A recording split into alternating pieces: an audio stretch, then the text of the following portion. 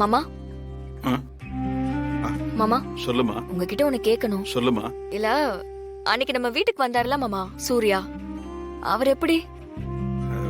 எனக்கு தெரிஞ்சு நல்ல பையன்தான். என்னம்மா திடீர்னு? இல்ல மாமா, எனக்கும் அந்த மாதிரி தான் தோணுது.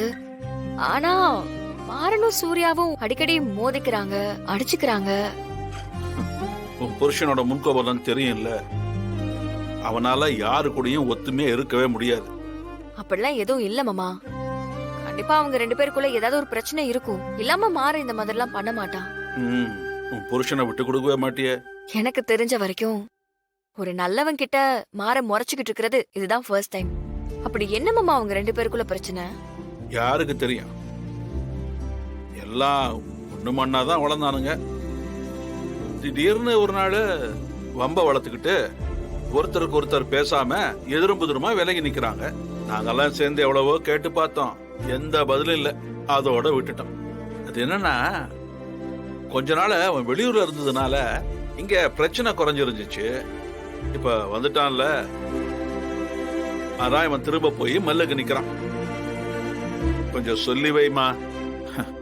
என்னதான் இருந்தாலும் சூர்யா அப்பனும் நானும் அண்ணன் தம்பி மாதிரி தூரத்தை சொந்தம்.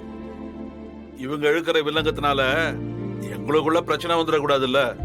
நான் இப்படி ஓயாம நம்ம வீட்டு புள்ளையவே திட்டிட்டு இருக்கிறதுக்கு பதிலா அந்த சூர்யா நல்ல பையன் தானே, நீ சொன்னா கேப்பான்ல, அவன்கிட்ட சொல்லி வைனா. இவனை பார்க்கும் போதெல்லாம் முறைச்சிட்டு நிக்க வேணான்னு அதை விட்டுட்டு எல்லா தப்பும் இவன் பண்ண மாதிரி இவனையே சொல்லிக்கிட்டு இப்படி எல்லாரும் சேர்ந்து இவனை சப்போர்ட் பண்ணி தான் இப்படி கோவக்காரனா வளர்ந்து நிக்கிறான். மாமா, கோவம் இல்லாம இருக்க கூடாதுல. நியாயமான நேரத்துல கோவம் கண்டிப்பா இருக்கணும்ல மாமா. அதான் நீங்க 2 பேரும் ஒரு முடிவெடுத்து பேசுறீங்களே, அப்புறம் என்கிட்ட வந்து கேட்டுக்கிட்டு.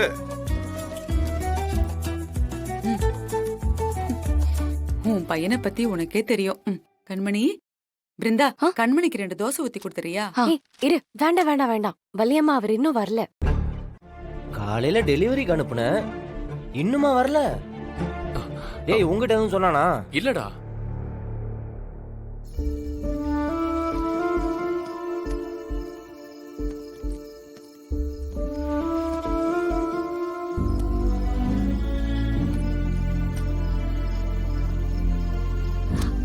மாமா வந்துட்டாரு, பைக்கை தள்ளிட்டு வராரு.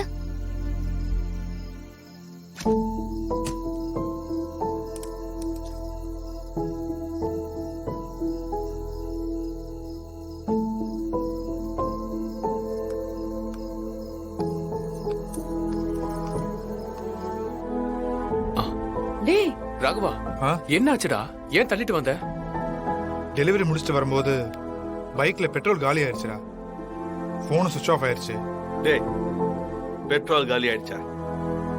பக்கத்துல ஒரு பெட்ரோல் பங்க் இல்லையா? பெட்டி கடையில கூட இருக்கும். வாங்கி ஊத்தி வண்டி எடுத்துட்டு வர வேண்டியதானே? காசு இல்லப்பா. டேய், காசு இல்லாம எதுக்கு போன? காலையில இருந்து எடுத்துட்டு போக வேண்டியதானே? என்னாச்சுடா அவனுக்கு? அத்தை, ரொம்ப டயர்டா இருக்கு, பசிக்குது, சாப்பாடு எடுத்து டேய், நில்றா. உங்ககிட்ட தானே பேசிட்டு இருக்கேன். ஏன் பணம் எடுத்துட்டு போகாம போன? வை. எதுக்குப்பா? அப்புறம் எதுக்கு கல்லால கைய வச்சேன்னு கேப்ப? இதெல்லாம் தேவையா? விடு.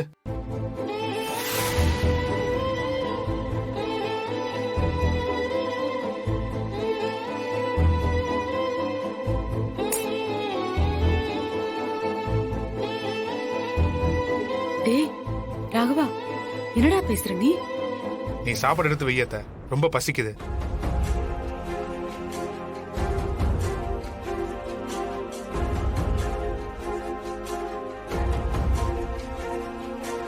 டேய், சரி விடுறா, பேசிக்கலாம்.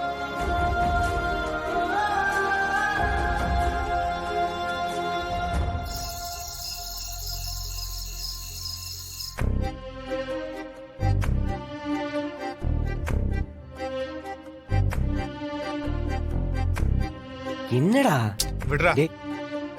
அத்தை, சீக்கிரம் எடுத்துட்டு வா, எனக்கு பசிக்குது அத்தை. டேய், ஏன் இப்படி பண்ற? இப்போ உனக்கு என்ன பிரச்சனை? ஏன்டா இப்படி மூஞ்சில அடிச்ச மாதிரி பேசுற? அந்த பிரச்சனை தான் அன்னைக்கே பேசி எல்லாம் முடிச்சிட்டோம்ல.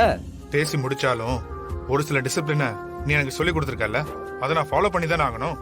இல்லனா அது மறுபடியும் தப்பா போகும், மறுபடியும் பிரச்சனை வரும். என்னால பிரச்சனை வரக்கூடாதுன்னு தான் நான் அவாய்ட் பண்றேன்.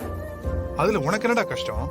டேய் ராகவா, அன்னைக்கு அவன் சொன்ன அர்த்தம் வேற, இன்னைக்கு நீ எடுத்துக்கிற நோக்கம் வேற.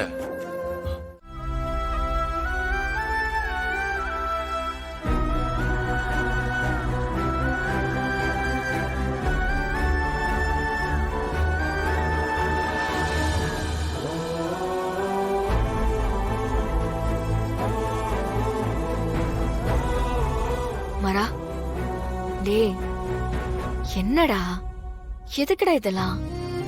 என்ன நான் அந்த அப்பண்ண நீயும் சொல்ல வரியா? இல்லடா, நான் என்ன சொல்ல வரேன்னு ஃபர்ஸ்ட் கேளு. என்னடி என்னன்னு தெரியல. நான் என்ன செஞ்சாலும் என்ன பேசினாலும் இந்த வீட்டுல தப்பாவே போய் முடியுது. நான் வேணா வாய்க்கு பிளாஸ்திரி வாங்கி போட்டுக்கவா? யார்கிட்டயும் எதுவும் பேசாம இருந்துப்பேன், பிரச்சனையாவது குறையும்ல. மரா, என்னடா நீ? அவனை பார்த்தல்ல, என்னென்ன பேசுறான்னு பார்த்தல்ல. என்னமோ என்னை எதிரி மாதிரி ட்ரீட் பண்றான். நான் அவன் கூட பிறந்த தம்பி தானே. நான் என் இயல்புல எப்பவும் போலதான் இருக்கேன். என்ன போய் முதலாளிங்கிறான், அத நான் சொல்லிட்டேங்கிறான். நான் அவனை இப்படி இதுக்கு முன்னாடி பார்த்தது இல்லை. எனக்கு அவன் அண்ணன் தான், நான் அடிச்சா கூட வாங்கிப்பான். இப்ப என்னடானா கை பட்டாலும் குத்தம், கால் பட்டாலும் குத்தங்கிறான். தாங்க முடியலடி.